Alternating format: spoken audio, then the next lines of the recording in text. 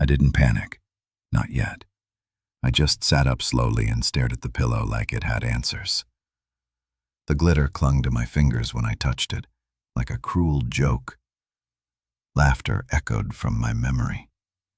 The sound of her voice last night when she said, "It's just a party, not a big deal." But she knew I didn't want her to go. I said it plain and simple. "I don't feel good about this and I'd rather you stayed." She went anyway. I didn't text. I didn't call.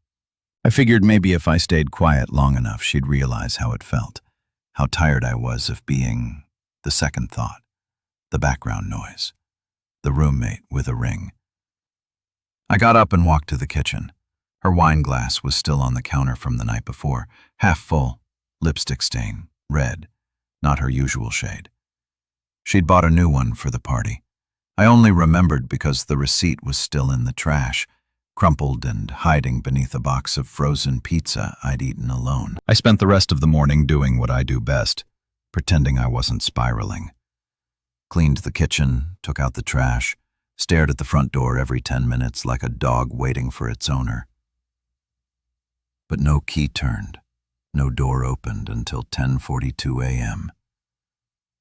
I heard the soft crunch of her heels on the gravel. Then the door creaked open slowly like she wasn't sure what she'd find on the other side. She stepped in, clutching her phone like a lifeline and smelling like perfume. I didn't recognize her face. That was the part one still can't shake. She looked guilty, but not guilty enough. I didn't speak. I didn't even look directly at her. I just walked past her, went to the living room and sat in silence. Her voice was barely above a whisper. "Are you mad?" I blinked. Mad? No, I wasn't mad. I was done. But I didn't say that. Not yet. Because the truth was I'd already seen the photos. I didn't plan to look at her phone. I didn't even mean to touch it. But at 3 a.m., when I was pacing through the hallway, trying not to scream into the walls, her iPad pinged from inside her tote bag. Forgotten in the kitchen. Curiosity didn't push me toward it. Something colder did. Something heavier. That silent tug in your chest when you already know something's wrong. But your brain still hopes it's not the worst version. Spoiler. It was. The screen lit up with a photo. A guy's hand on her waist. Close. Too close. And she wasn't recoiling. She was leaning in. Her lips parted like she was mid-laugh or about to say something flirty. And behind them, the skyline, rooftop lights, the party. A caption floated above the image like a slap. "This one brought the fire last night, fire." I didn't need to scroll. I didn't need to read the rest. I closed the iPad, went back to the bedroom, and stared at the ceiling for 4 hours. She walked in the next morning like nothing had happened. But the moment she asked, "Are you mad?" I knew she was bluffing. She had no idea what I'd seen. I stayed silent, and that silence hit her harder than any insult could have. She followed me into the kitchen, probably expecting a dramatic fight or some emotional explosion. But I just poured my coffee and sat at the table. She hovered by the fridge, fidgeting with the strap of her bag. "It wasn't what it looked like," she said, her voice brittle. Tasha dared me to pose with him for a joke. I looked at her, not threw her at her, studied her face. Her eyes darted away. "You posed with your hand inside his jacket?" I asked quietly. She froze. That was the moment everything cracked. She didn't cry. She didn't scream. She didn't even lie. Well, she just muttered. "I needed to feel wanted." I think those words hurt more than anything. I hadn't stopped wanting her. I'd stopped chasing her because every time I tried, she walked faster in the other direction. Now she was saying she found comfort in a stranger's arms because I didn't chase hard enough. She left the room after that, said she needed a shower. and the moment the bathroom door shut, I finally exhaled. She didn't know I had screenshotted the photo and sent it to myself because this wasn't going to end with coffee and glitter. This was just getting started. The sound of the shower running was oddly violent, like she was trying to scrub something off her skin that wouldn't go. I sat at the kitchen table long after my coffee had gone cold, just staring at the grain of the wood like it might give me advice. My phone buzzed twice. Messages from coworkers, but I didn't answer. How could I? The weight in my chest made even lifting my arms feel like effort. I kept replaying her words over and over. I needed to feel wanted, like I was a ghost in my own house. She came out of the bathroom 20 minutes later wearing that oversized black sweater she always threw on when she was hungover or hiding. She didn't look at me, just walked to the couch, curled up, and turned on the TV. I pretended not to notice, but I was watching everything.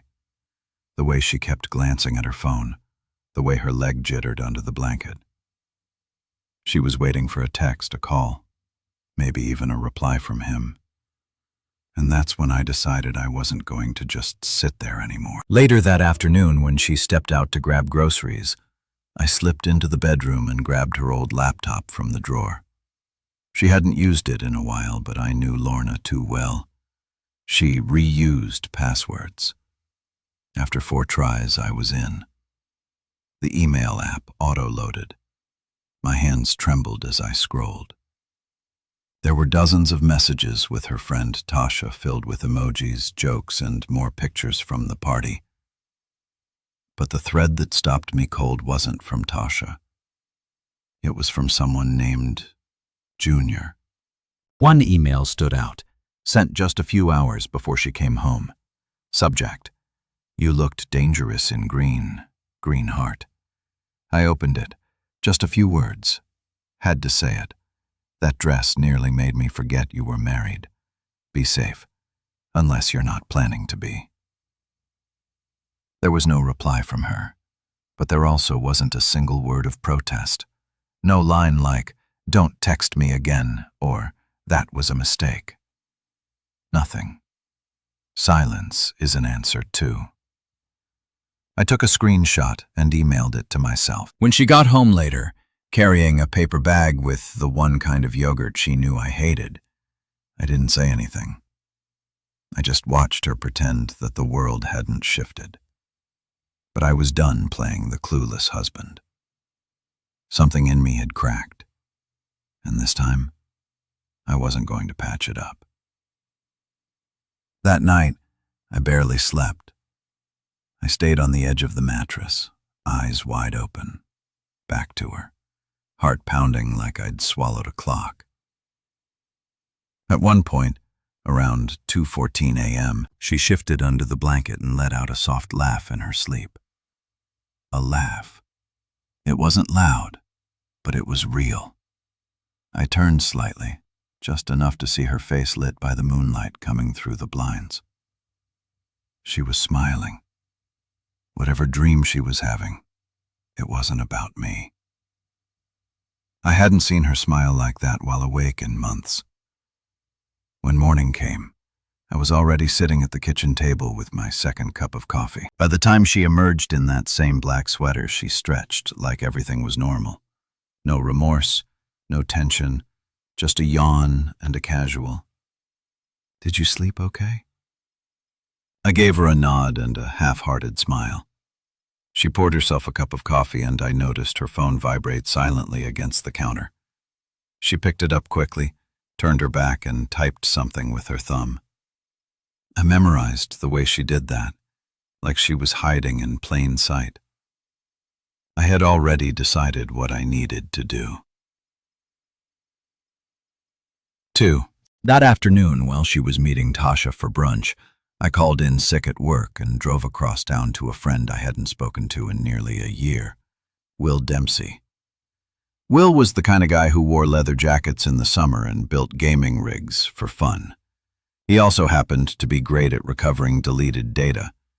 I told him I suspected Lorna was hiding something and asked if he could help me recover deleted messages or anything she'd wiped from her laptop. He didn't ask many questions, just gave me that look, half pity, half curiosity, and said, "Leave it with me for a few hours." I drove back in silence, hands gripping the steering wheel too tight. When I got home, Lorna was already back, humming in the kitchen. She said brunch was fun, that Tasha might be planning another rooftop event soon. My stomach turned. I nodded like it didn't bother me, even though every word felt like a knife through wet paper. At exactly 6:48 p.m., Will texted me one sentence. "You're going to want to see this." My blood ran cold. I told Lorna I needed to run out for gas. She didn't even look up from her phone. 20 minutes later, I was staring at a folder labeled "Recovered" under strings on Will's monitor. Inside were screenshots, chat logs, and images. But one message from Jay stood out. Timestamped the night of the party. "You still taste like cinnamon. Call me when he falls asleep." I didn't say anything for a long time. I just sat there, eyes locked on the screen while the reality I'd been trying to avoid poured through me like ice water. She hadn't just crossed a line. She burned it. I don't remember driving home that evening. My brain was somewhere else, looping that message from Jay like it was a song stuck on repeat. "You still taste like cinnamon." The words clung to my skin like humidity, impossible to shake off. When I pulled into the driveway, I sat in the car for 5 full minutes. Engine off, headlights illuminating the garage door like a stage I didn't want to walk onto. I didn't want a confrontation. Not yet. Not without more. I needed clarity, proof, closure. She was inside. She was in the living room watching some reality show where couples yelled at each other for forgetting the dog's birthday or some nonsense. I forced a smile and said I might have to fly out to corporate headquarters for a last-minute IT audit. She barely blinked. "Cool. When?" No questions, no concern. Just a passive nod and eyes back on the screen. That apathy hit harder than any fight. That night, while she slept, I stood in front of the bookcase in our bedroom. It was one of those cheap wooden ones from a furniture store that still smelled like glue. I reached behind the stack of dusty travel books and pulled out the small black camera I'd hidden a year ago. Back when I thought our cleaner was stealing wine bottles. The lens was scratched, and the battery was half dead, but it still worked. I hadn't used it in months, but something in me, something quiet and hollow, told me I needed to. The next morning I got up early, earlier than her, and tucked the camera into the back corner of the hallway bookcase that faced the bedroom door. It had a motion sensor. It wouldn't catch everything, but it had to catch enough. For the next few days I pretended to travel for work. I booked a room at a cheap extended stay motel across town and set up remote access to the camera feed from my laptop. It wasn't glamorous. It was dusty, smelled like bleach and old soap, but I needed distance to see clearly. First, nothing happened. She went to work, came home, scrolled her phone. She cooked once, ordered takeout twice, slept in, woke up late. For 2 days it felt like maybe I had overreacted. Maybe that message from Jay was some sick joke or something from weeks ago.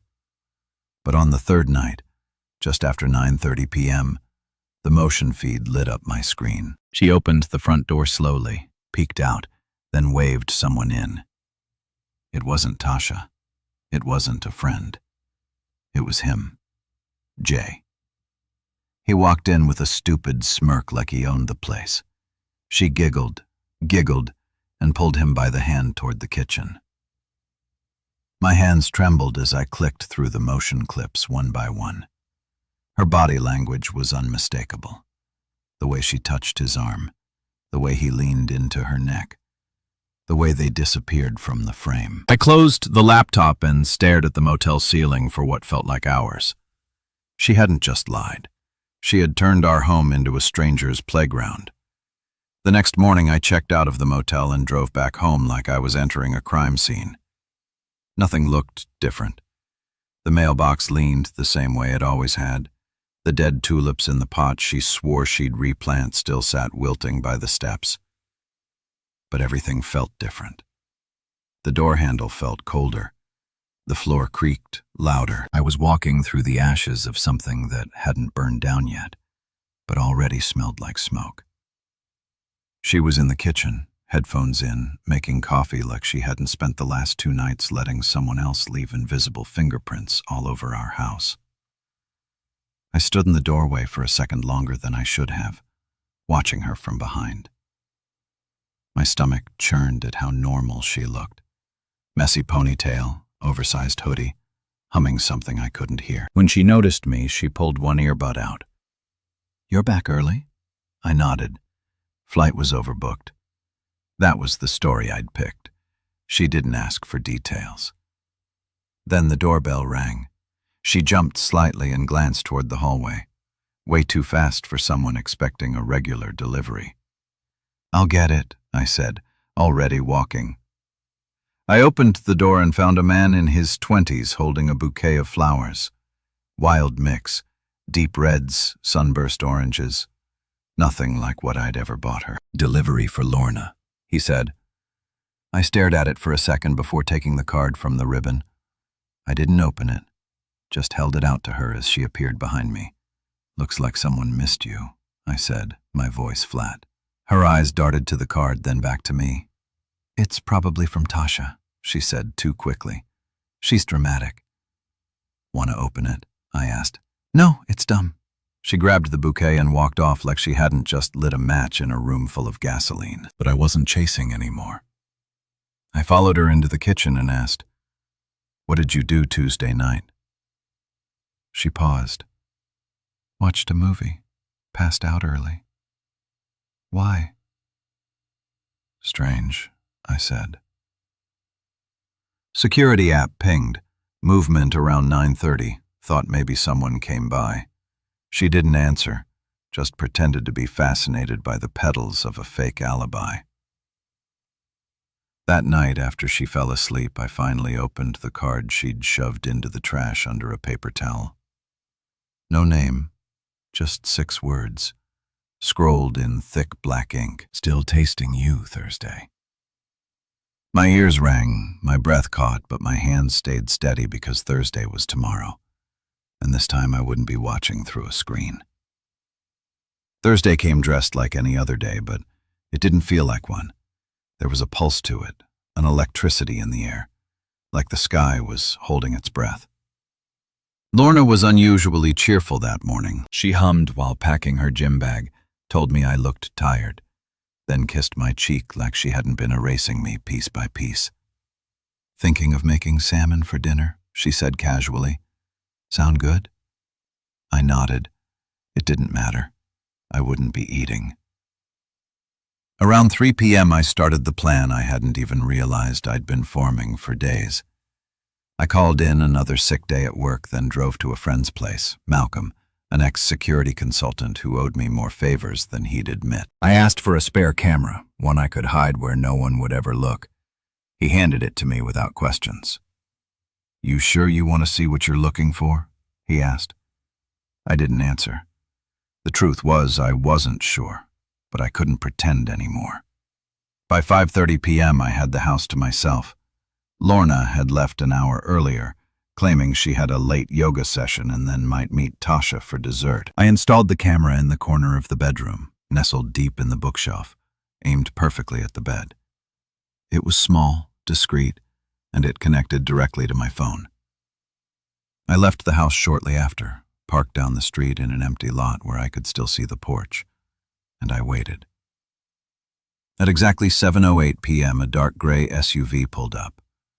He got out wearing a black jacket and jeans like he wasn't about to betray someone else's marriage. Jay. Same smug walk, same casual confidence. He rang the doorbell once and didn't even wait before she opened it. She pulled him inside so fast it made my jaw clench. I didn't storm in, I didn't scream. I just sat in the car, screen open on my phone, watching the feed load slowly. Seconds of buffering that felt like hours. When the image finally appeared, I saw Lorna pull Jay into the bedroom, laughing, tossing her bag to the floor. She kissed him like it was routine, like I'd never existed. He sat on the bed and started taking off his shoes. She stood at the edge, unzipping her hoodie, revealing the silk slip underneath, the same one she hadn't worn around me in over a year. The image was blurry, but the sound came through clearly. Her voice, "We have a little time," she whispered. I closed the stream. I'd seen enough.